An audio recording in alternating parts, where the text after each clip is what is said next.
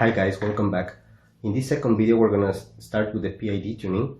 We're gonna do system identification, which is probably the most important step in PID tuning. For that we're gonna do some experiments in our temperature control lab. So I'm really excited about it, so let's get started. Alright, let's get started with our TcLab system identification in this video. We're gonna perform an open loop step response, but for that first we gotta fix the problem that we found in the previous video. We're gonna open up the test PID script and we're gonna copy a function that is here that we were missing on the test header script. Is the save_txt function. So we're gonna copy that and we're gonna paste it in our test headers script. There are some variables here that we're not gonna be using, for example the set points, because in open loop test we don't use set points. We only use the inputs and the outputs of the process, so we're gonna remove all the set points variables from the function.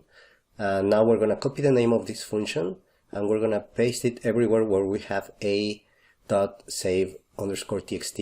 that the function that we were missing, and we gotta make sure that also the arguments agree and match with our function. So we're not gonna pass the set points, just the process inputs and outputs.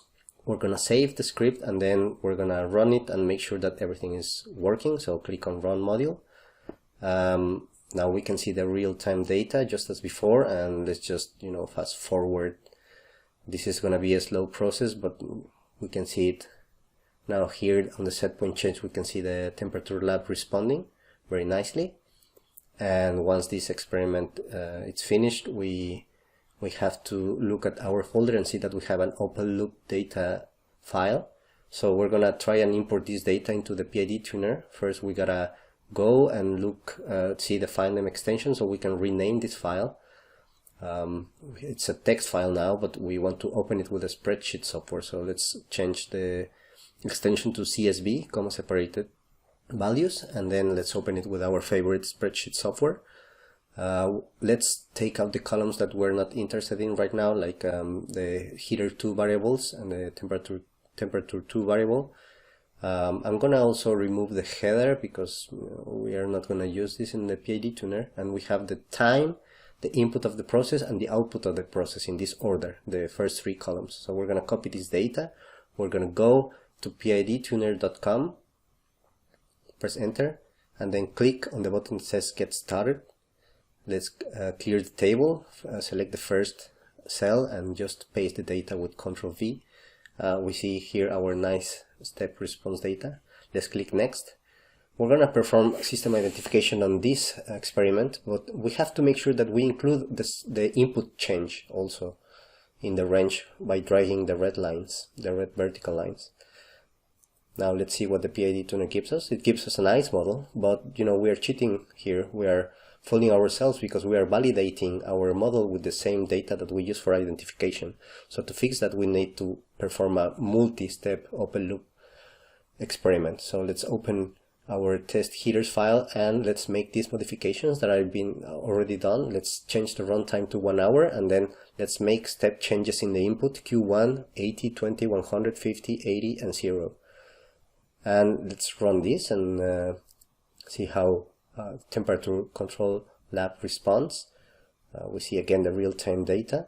We see the change for the first step, then we have step down, step up, step down, step up. This is a really nice experiment because we have multiple step changes.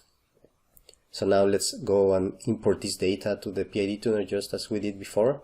We have to rename it, our file again, to have a CSV extension to open it with the spreadsheet software.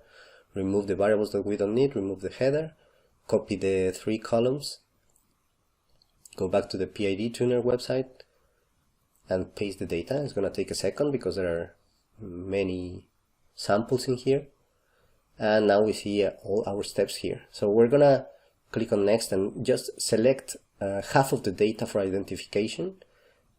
Make sure that all the input changes are selected, and now we can see how our models predict the second part of the experiment. So this is nice for validation. We can see that only the first and second order model give good prediction. So to make things simple, we're going to start with the first order model. We will continue on the next video.